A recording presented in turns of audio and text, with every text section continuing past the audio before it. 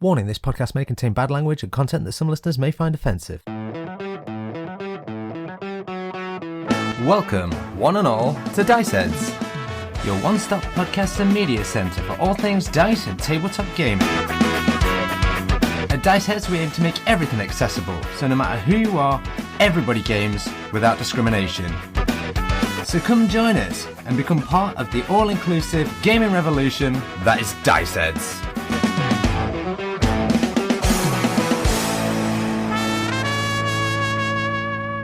Welcome everyone to this one-off bonus episode of Dungeon Daddy's Disciples, featuring all the disciples and the daddy himself, plus extra special guests that have worked behind the scenes to actually make this one-shot happen. So, what we're going to do in this episode is talk a little bit about the actual show itself, and I'm going to intersperse that with some of the offcuts and outtakes that you didn't hear in the actual campaign. They'll be cut for various reasons. And you'll know when they're coming up because you'll hear the changes. I'll put a little change in there for you. You're all smart people. But for now, let's get straight to the wrap party, which includes a lot of pizza and a lot of fun.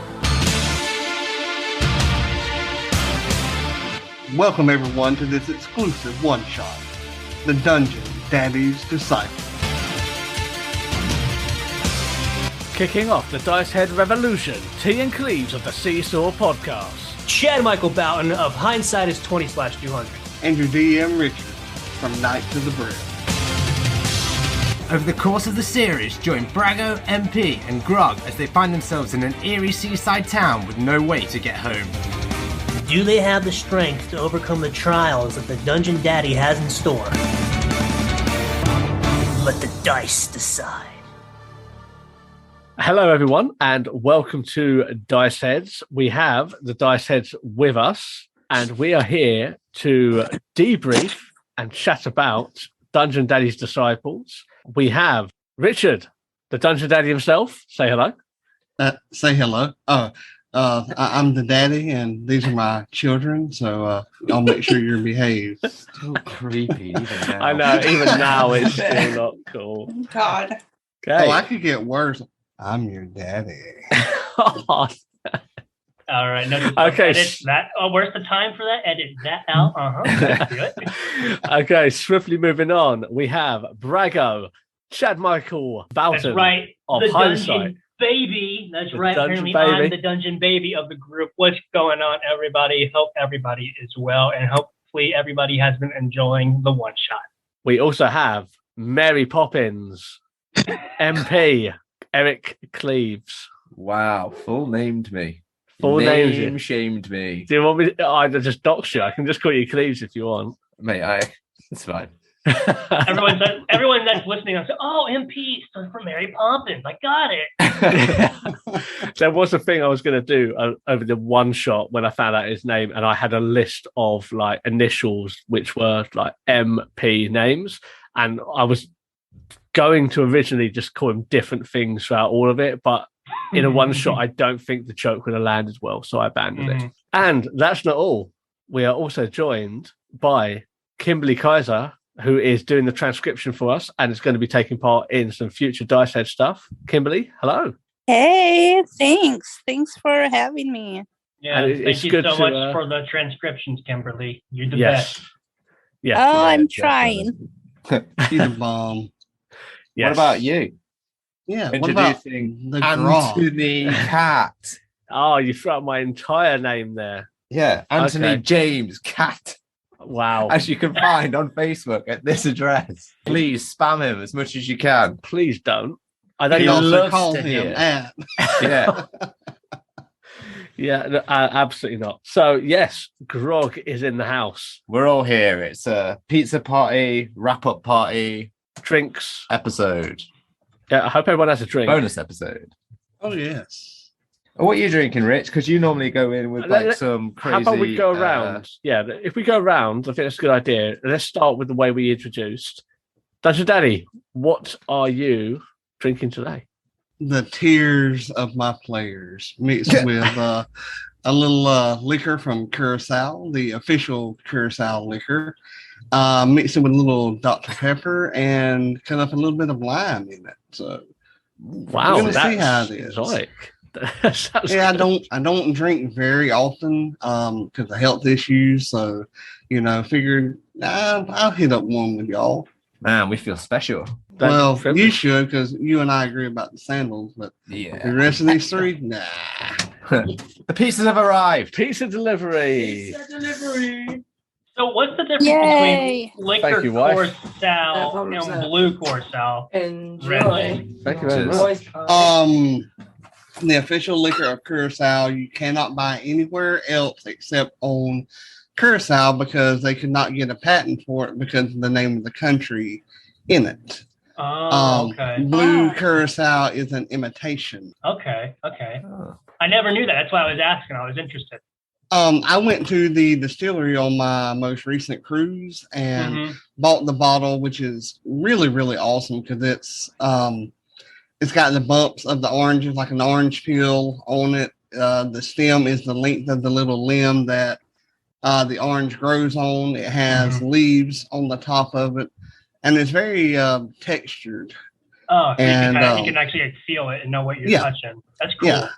It was $29, well worth it. I bought it just because I loved the bottle, and then got here and like, I want a big old sip of this because I had taste tested it at the tour to the distillery, and oh yeah, I'm definitely getting a bottle of that, and then kind of find out the bottle was just really, really awesome. Oh, that's amazing. I've got to pick some up. I'm sure I can get some import in. CMB, what are you drinking today? So I skipped the alcohol tonight because I had a little too much yesterday, and woke up with a major headache. So definitely was avoiding that today. So instead, I have one of my favorite, just kind of like everyday drinks. It's a flavored water. It's mandarin orange flavor, and it's carbonated water, but it legit tastes like you're drinking an orange soda. Yes, it does. And I absolutely love them. Kimberly, what are you chugging away with? Yeah, chugging is about right. I'm having some, I think it's Cider Boys. I know there's two different types. So I'm just guessing. Can't remember the other kind, but it's hard cider and it's cranberry flavored. I like Cider Boys. They have a good brand. They do. It's good. Mm-hmm. I like, they have other flavors like peach and I think like strawberry and I like apple. to get the variety pack that has like 6 different flavors in them. I think that's what I have. Nice. And I will clear out the circle. Me and Cleaves are drinking the same things. We have, well, pretty much. We have Dead Man's Fingers Cornish white rum. It's a special edition. It comes in a kick-ass bottle, which is like silver. They have a dark rum, which we also have, but we're not drinking that tonight. That's a gold bottle. And this one's like entirely silver, has a skull on it, and the skull is like white and red. And it's like embossed Dead Man's Fingers on it. That's an amazing name. Really good rum. Like they do some really, really good rums. They do all different flavors. Yeah, we've got a banana downstairs. They do passion fruit, mango, hemp, which was awful. That doesn't sound good, but I love a nice banana rum. The banana's really good, and we're trying to get through all of their flavors. So Cleaves has Coke, and I've gone for lemonade because caffeine fucks me up in the evening. What? It's Coke Zero. That's probably still caffeine. It's the caffeine. It's still got caffeine. Yeah. Really? So you can't do any caffeine late in the evening? I'm trying to avoid it. It really does mess with me. I'm one of the people that I can literally have like an espresso like at 12 in the morning and still be fine. That's the same as Cleaves. Yeah. Cleaves. That was like, my guy. 10 at night, hot coffee. I was like, you're mental. It's like, oh, I'll still sleep. Like, okay, fine. Yeah, that's the thing. It's like it doesn't keep me up. I just still fall asleep. It's a nice, warm and soothing hot drink, isn't it? So yeah. I was like that as a teenager. I would drink Mountain Dew and like put it on the back of my bed and fall asleep like with half a can. You know what? I do that. I have what I used to. I keep water by the side of the bed now, but I used to do a thing called bed Pepsi. And I used to keep like a 2-liter bottle of Pepsi Max under my bed at all times. When I inevitably woke up in the night, pop the top, chug like half of it and then just flop back to sleep. I still do that. What are you talking about? I think I'm still guilty of doing that every now and then, having like a soda by the bedside and just like waking up and being like, shit, my mouth's dry. Then open it up, guzzle it down, and go back to sleep. Yeah, it's the way to live. Don't shame me. I mean,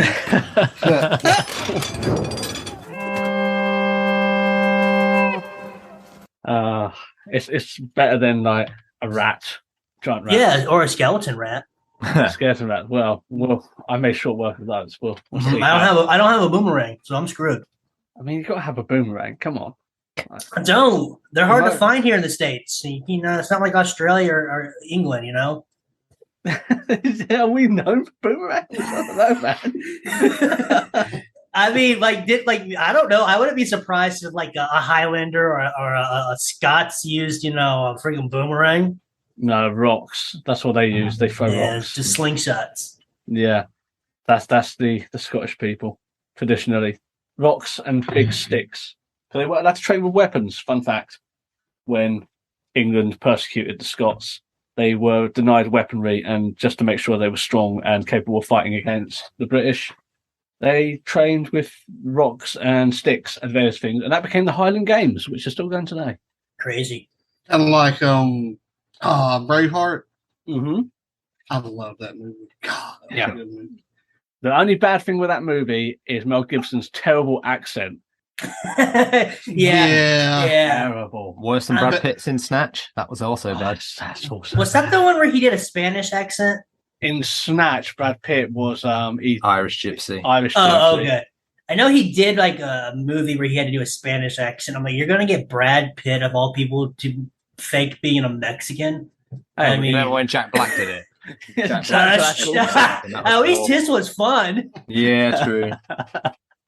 Cultural appropriation. When is it not inappropriate but funny? I know, it's funny because like they recently did like a new Borat movie, and I had no idea they had released a new one.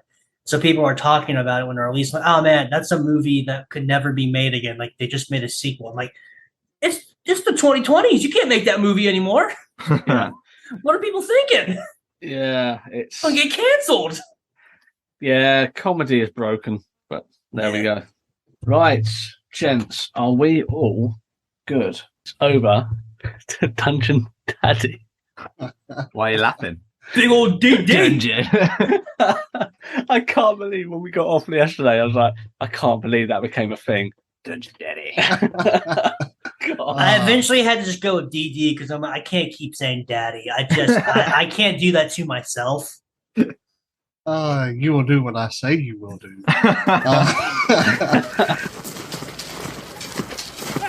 Grog, you sexy beast. Grog also wants to point out that in dwarven culture, being fat is seen as a sexy beast attribute. Hey, the word tank is a very positive. It's a positive when it comes to this type of combat. It's a compliment. Yeah, a compliment. Yeah. There you go. I couldn't think of the word, but definitely being a tank is definitely a compliment. Well, this tank isn't rusty. No matter how much it gets wet. Hey, if you're in the Netherlands, then you can take as many as you want. I think anything goes in the Netherlands, from what I've heard. Cleaves has been many times. Pretty good, isn't it? It is quite good, yeah. I feel like you could commit crimes and not get in trouble in the Netherlands. It just feels like anything goes in the Netherlands. But what I understand, the police over there will knock the shit out of you. If anything like the Greek police, yeah. Don't get in trouble, or they'll knock the shit out of you. Yeah. As a sidebar, I once went on a holiday to Greece, and we were warned not to get in trouble with the police. Greece police. And one of my mates did, and he had to spit out one of his teeth because he was drunk and disorderly with a police officer who just backhanded him. Oh my god! And he spat out too.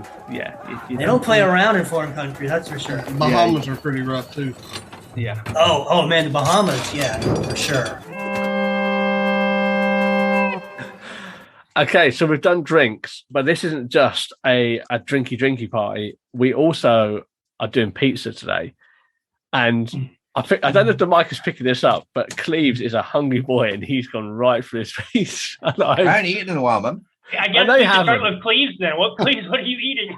Okay. We've got Domino's just literally Okay. delivered by Domino's and then delivered up to the attic where we record by T's wife, which is good of her. Yeah. Okay. So we'll start with you of what you got on your pizza first, Cleaves. I'll let you finish that bite first. Meat, basically. Meat. Like pepperoni, chorizo, ham, maybe. I think ham's on there. Jalapenos and green and red peppers. A Domino's classic. Okay, and I will, because I got it from Domino's as well. I went for chicken, basically, chicken and tandoori chicken. Which I'm not sure if you get tandoori chicken in Domino's stateside.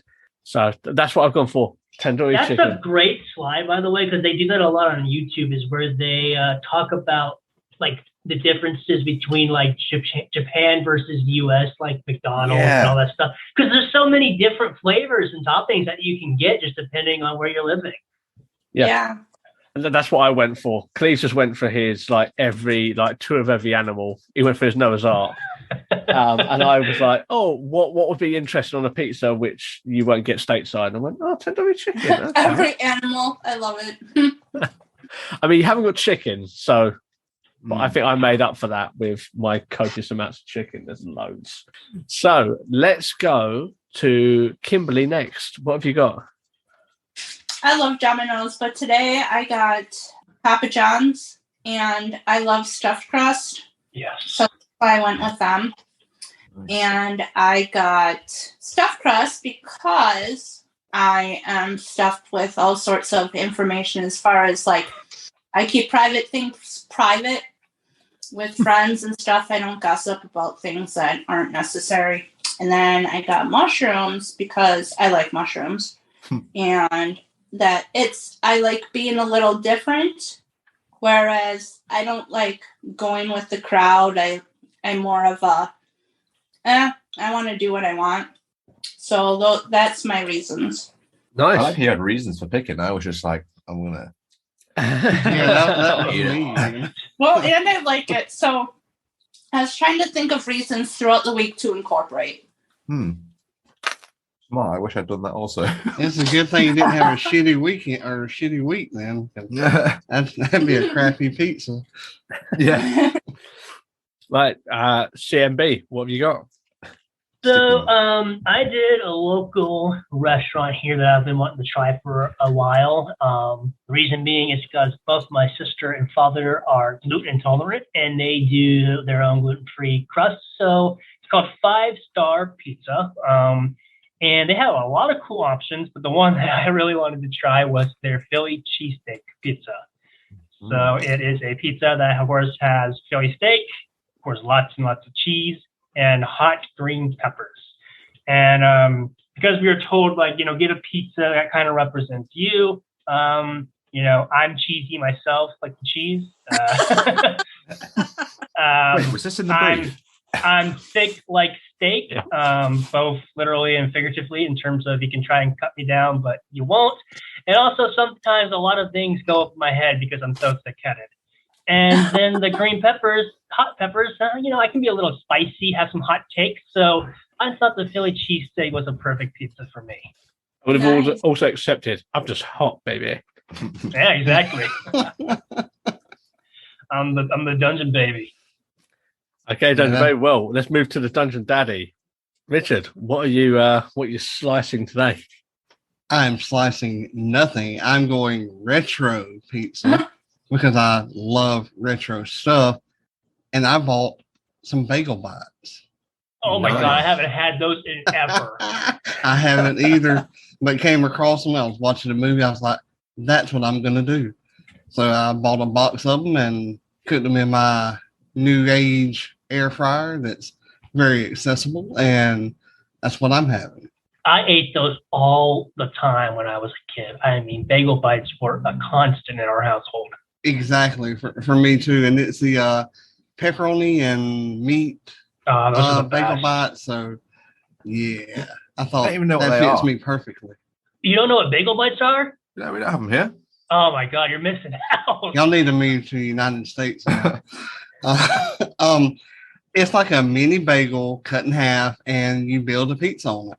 It's that simple. It's literally just like it was like little baby bagels, Mm-hmm. and then they literally put like the sauce, the cheese, the toppings, and then they kind of cook them. Of course, freeze them, and then usually you can do them in a microwave oven. But the air fryer sounds like a great way to do it, actually.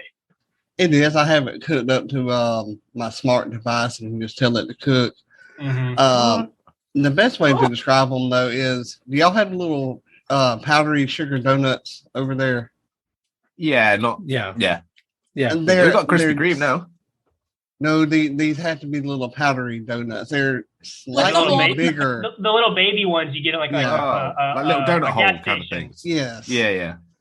They're about that size. I love them. Used to eat them as a kid, which is why I'm having to do all the exercising now. So it fit me perfectly whenever I came across them in the grocery store. Yeah, they're so tiny, so you literally like pile a big thing of them up on a plate. Usually nuke them in the microwave, pop them in your mouth right after you're done, burn the shit out of your mouth, but still have a lot of fun eating the bagel bites. Yes. Well, tuck in, guys. This is a pizza party after all, so if there's chewing in the background, people just think of that as some ASMR goodness for their ear holes. Eat my pizza now. You're gonna like it. Now I'm not hungry anymore. That was the line, Gonna apparently. come later, just FYI. So, Cleaves, at the top, I just noticed here, you can click your HP down. All right, because he's -3 now. Yeah. So at the top, it says hit points. There it says like your maximum and what you have. Alongside all your stats, it should be to the right of that. What's your health look like? Oh, damage. Oh, yeah, I need to get rid of this little crappy sidebar thing. Click on it and press escape. Ah, touche. That did work. All right, hit points. I'm like fucking Linda from Bob's Burgers. All right. Bobby. Yeah. I do like that show, but I do so too. much better. I love King of the Hill. Oh, did you hear that? They're in talks to rebooting it. They're going to revive it. I kind of want them to, but I kind of don't because of I know. I'm society. just. I know, but both Mike Judge and Greg Daniels are working at a new studio. They founded on their own, so like they just released the newest Beavis and Butthead movie, but they're in talks to reviving King of the Hill, to at least finish it and give it a proper conclusion. Yeah. Mhm. Damn it, Bobby. Damn it, Bobby. Just talking to you right now, Rich, because they're busy. But you know what I loved about King of the Hill, and what I love about Bob's Burgers is like it doesn't have to be over the top, crude, or violent like Family Guy and The Simpsons has unfortunately gotten to this point. I never liked either one of those. It's like they can be like do less crude humor and be way more funnier than what they're doing currently on like Family Guy and Simpsons nowadays. It's just like it's almost like a better form of comedy that they have in terms of the writing. What I like about King of the Hill is it's actually, to me, like a realistic cartoon. Yeah, absolutely. And I have a friend, unfortunately, he recently, lost his wife, but talks exactly like Boomhauer. When I was man. Yeah, he literally talks just like that. And it doesn't help because he doesn't have any teeth. So it's like even worse. I mean, I can understand him because I've known him my whole life. My favorite character is hands down Dale Gribble. I mean, he is what I love about that show so much. I don't know. I just like them all. Peggy gets on my nerves though. But she's written that way, to be honest. But they're not going to be able to have the original Luann anymore. Right, yeah. Brittany Murphy died. Yeah. But midpoint checking, since we took the little break here, everybody still having a good time? Yes, sir. Yeah. One of our teammates got almost killed by a fart. So I mean, what's that? That's out of curiosity, that's Cleaves, pretty how much eventful. hit points do you have? 30. 30. Did you had 33? Yeah, I had 33 originally. Ooh. Why? Just saying. Well, we don't know what to come up against. I do. Yeah. Well, DD does. Oh, don't worry. I'll talk what- you into fighting whatever's coming up. But to say, how much do you got, Grog? 55. God See, damn you it. are the tank because I Yeah. got 40. I got 44. And now magic, motherfuckers! Magic Grog! I love my flower effects table, which is what I That's call so it. good. Yes. That's so cool. Yeah. Do all DMs have something like that? I don't know. I do. I like them. Yeah. Although I'm very devious. I'll throw in D&D. There's a deck of many things. That's cool. I mean, that's cool. Don't get me wrong. Well, because it's hard for blind people to use decks unless you have the Braille deck. Right. I made a dice of many things that they found and began rolling. You know, I mean, and I put a lot of good stuff on there. I put a lot of bad stuff on there. And unfortunately, for one of them, they rolled and hit the number, instant character death. Boom. Oh my god. Oh, I'm glad I missed that. Well, there's not one of those on the flower effect tables that I remember. Yeah. But there was also another one that brought up an avatar of death, which has an AC of 20, but only 10 health points. So it pulled up one. He began attacking. It was Ahmet was the character's name, and the others went to help him. Well, the thing with the avatar of death is if somebody else attacks, like say I brought one for T, and Cleaves attacked it, then Cleaves will get his own avatar of death. And if you help, you would get your own avatar of of death. So if you go to help, they multiply. Right. Nice. It's very awesome. And of course, I mean, they was all about rolling it when they was getting all the good stuff. Oh yeah, you got 5,000 gold. Awesome. Oh yeah, I got this. Oh, no, you don't. You just died. And the way I play in my campaigns, I absolutely hate the death saving throws. So, I mean, Cleaves, if you get shot in the head, what happens? You die, right? Yeah. Yeah. I mean, but in D&D, you get shot in the head, you drop down to 0 hit points. Oh, I can roll to make sure I don't die. Fuck no. I mean, if you drop to 0, you're dead. Yeah. I mean, that's just one of the quirks I can't stand about it. I mean, among others. So I've told my players in the campaigns that I run, look, if you get to 0, you're dead. Some of them thought I was kidding. Now to roll a new character. I wouldn't do that for y'all since it's a one shot. But yeah. I mean, like the critical role. I remember, very first campaign, one of the main characters dies really early on in the campaign, and it had to create a new character. But and then they did like a whole one shot special, basically like going to retrieve his soul to revive him. But it's just just think for something as big, because they're the number one earning Twitch streamer sites. So they make more money than anyone on Twitch in terms of donations, and even they will be roll a new character. Your guy's dead. That's completely fair, though. Yeah. Those are the I mean, rules. that's just the way I feel. Yeah. All the other people are totally against me, and that's fine. Fuck you then. And that's why I tell anybody who disagrees with me. Okay, well, fuck you then. Don't care. The dice taketh, the dice giveth, the dungeon daddy though decides. Let's bring it to the one shot. Let's bring it to Dungeon Daddy's Disciples, shall we? So, I know, Kimberly, you haven't heard all the episodes yet. That's fine. Well, I will eventually. I only have a little under 10 minutes left in the third one. So, I mean, I knew there'd be spoiler alerts. So you guys mention what you want. I'll get to them eventually. Fair. That's absolutely fair.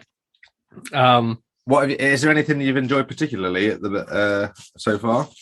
Oh, I'm a nerd and I took notes. Let me see. I like that you come prepared. Whereas I love that. My preparation was getting my wife biggest pizza. I have to disagree. You're getting along the lines of the geek. Yeah, Yeah, well, I wanted to mention everything. So I appreciated. I kind of had to laugh because MP. I'll say your characters. MP. When you mentioned putting the stake in the door to keep away the skeletons, you're like, you kind of had to like fumble for your words because I think you were thinking about how it would come across because you're like, my many steaks. Yeah. So that was funny. T, you in the bony bar. I'm always in the bony bar. Richard wanting to be called Dungeon Daddy. That's nice. That's right. I love how Grog was in the third person. That was pretty funny. I'm channeling my best Dwayne Johnson, like early Dwayne Johnson on that. I think it gets referenced later on. I think it might have been in the second part that we recorded. I'm just like, are you going to do that the entire thing? Yeah, I noticed. And then in the second episode, you didn't for a while. And I was like, but I want him to do the third person. And then you morphed into it. So that was nice. Yeah. Grog and his boomerang. Boomerang! That was classic.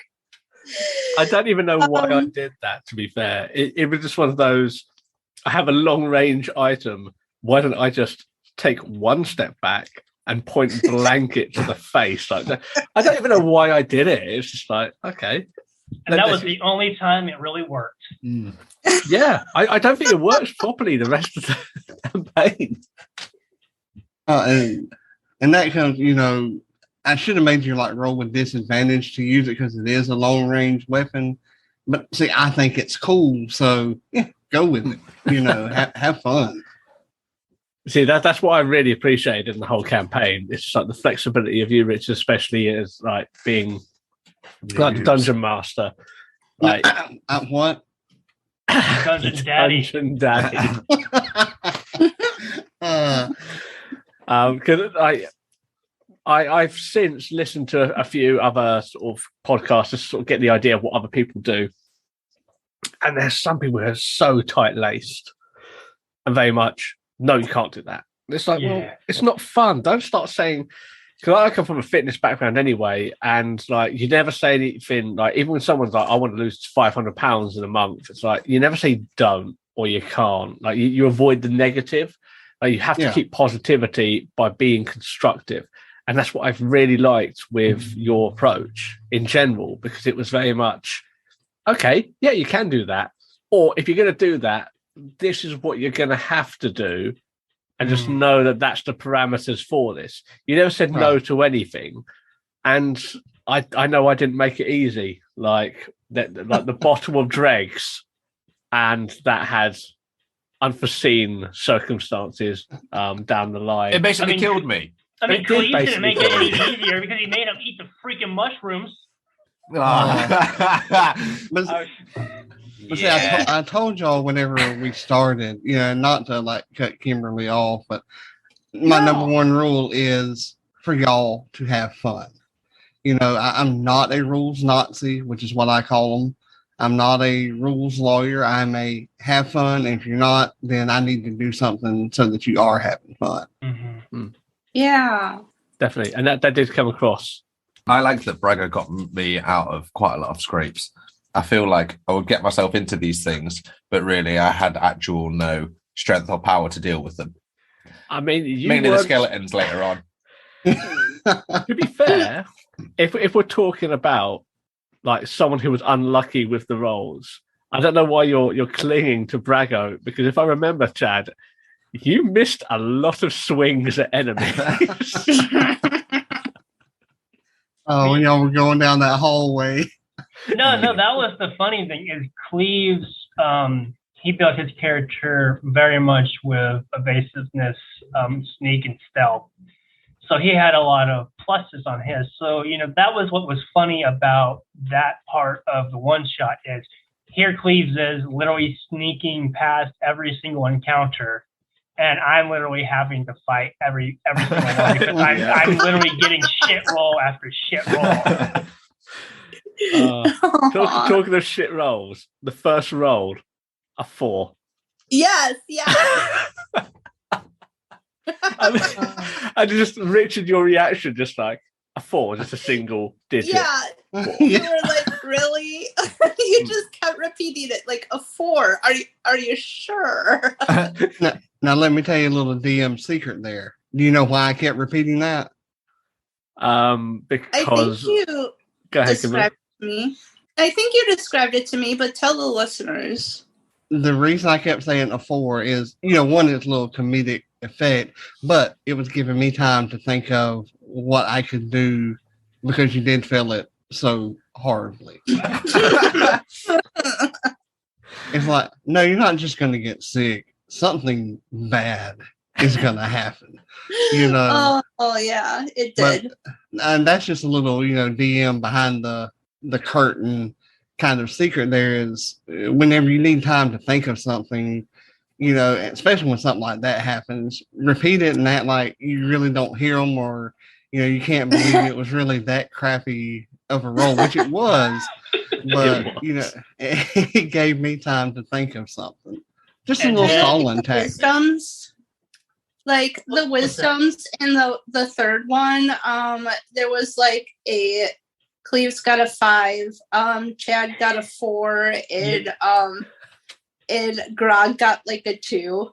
And it was like you guys had terrible rolls. I had to laugh at that. So bad. And it happens. There was a session that I played in one time. I never once rolled above a 10. Wow. Oh no. With modifiers, I never got above a 10. Yeah, Never. I think that's the thing that people don't also realize is like sometimes when we say we got a 5, that was with pluses. So it was even a worse roll if not with the pluses. Yeah. I love how Grog agreed to anything if you bribed him with a drink. Of course. Yeah. I was also convinced a lot by Cleaves. Yes. It was, especially like in. I can't remember whether it's episode 4 or 5. I think it was 4. It was the mushroom episode. Can I I'm just eat gonna a call mushroom? Yeah. Can I eat a mushroom? And then Cleaves Well, like, that ended up turning up really well for you. it did, but it could have gone very poorly. And it was very much, I'm going to try one of these. And Cleaves was like, no, eat 5. I mean, you got wings to fly. You got thunderbolts.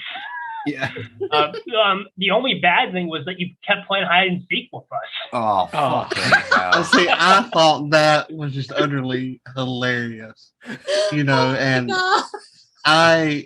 it was a table that I had created for a character of mine who was addicted to eating mushrooms and flowers and whatever else he could find. And I thought, I'm definitely keeping this because this is going to come in handy, and I have used it so many times that, it's just hilarious because of all the different things on there, and it's all fun and good and until you roll that one number means death.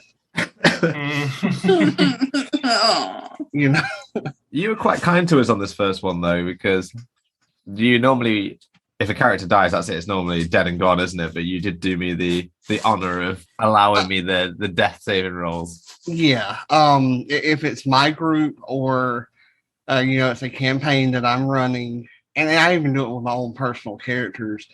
If you get to 0 hit points, you're dead. Mm-hmm. Because what happens if y'all have 0 blood pressure? Well, I only had about 5 points after Grog's disgusting fart. Who Took would so have much thought? poison damage, it was ridiculous. Well, who would have thought that from the very beginning of the one shot, when he gets that terrible gas from that first terrible roll, it would end up being your downfall. Yeah. Yeah. It's little things like that you keep track of, or at least I do. I'm not sure about other DMs, but it's the way I like to run.